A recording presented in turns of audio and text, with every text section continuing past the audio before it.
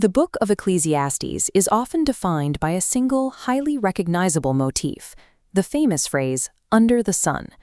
You will routinely hear a specific hermeneutical claim about this phrase in entry-level theology classes and Sunday sermons. Many expositors treat "under the sun" as a structural warning label, marking the author's worldview as secular and severed from God.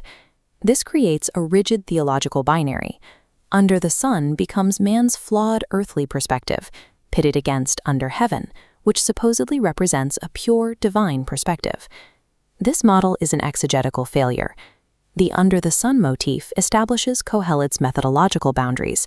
The author, known as Kohelet, is employing a horizontal epistemology. He builds his case from the ground up, observing human behavior and recording empirical data. Unlike the prophets who receive top-down vertical revelation, Kohelet acts as a sage, analyzing raw, observable reality. Misidentifying this starting point obscures how the book actually functions, as a manual for navigating an unpredictable world.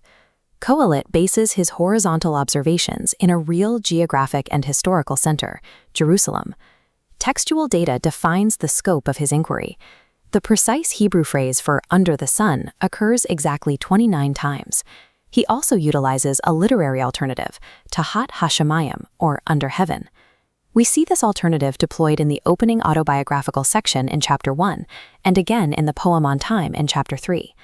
Proponents of the binary model argue under heaven represents a shift toward God's divine top-down perspective. The text contradicts this.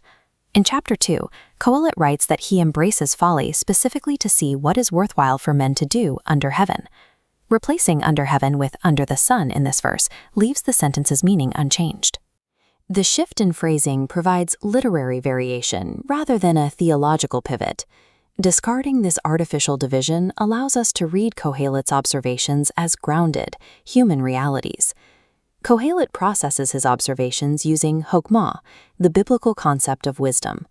This methodology sits at the intersection of two different ways of knowing: divine revelation and empirical observation. Kohelet is firmly anchored in the horizontal axis.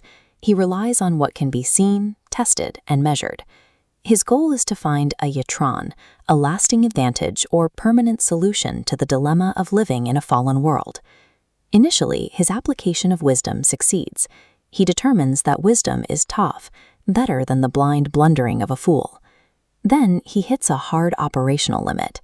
In Chapter 2, he notes that a wise man walks with eyes in his head. The wise man sees danger and calculates his path. The wise actor optimizes his route, hedging bets and making adjustments. The foolish actor blunders forward. Despite vast differences in their methodology, both actors arrive at the exact same terminal fate. Death acts as the ultimate leveler. This is Hedel, the chaotic reality nullifying the guarantees of wisdom. Kohelet observes the world and shatters the deterministic expectation that right choices always yield right outcomes. A world governed by Hevel requires a highly pragmatic response, which Kohelet outlines in Ecclesiastes 11. Reading through the first 6 verses, a specific theme repeats: human ignorance of the future. You do not know what disaster may come. You do not know the path of the wind. You do not know what will succeed. This framework balances God's providence with human probability. Because the future is hidden by providence, man cannot guarantee the outcome of his efforts. Kohelet orders aggressive risk diversification. Give portions to 7, yes to 8. He also attacks the paralysis that uncertainty creates, noting that he who watches the wind will never plant. Waiting for risk-free conditions is the only way to ensure failure. Biblical wisdom is about taking calculated action while submitting to the opaque sovereignty of God. Applying these analytical rules decodes the most confusing verses in the book. In Chapter 10, Kohelet lists specific hazards: digging pits, quarrying stones, and splitting logs. Kohelet offers a practical lesson in risk mitigation. Maintain your tools to survive dangerous labor. If the axe is dull, sharpen the blade. This logic applies to the declaration in Chapter 10 that money is the answer for everything. Kohelet is categorizing wealth as a pure liquidity and flexibility tool. This declaration sits in tension with the theological warnings against wealth found in the New Testament. Kohelet identifies the pragmatic utility of wealth. In a high-risk world, liquid capital provides flexible hazard protection. The under-the-sun perspective provides an honest assessment of human limits. It equips us to act wisely in the present while leaving the final results to God.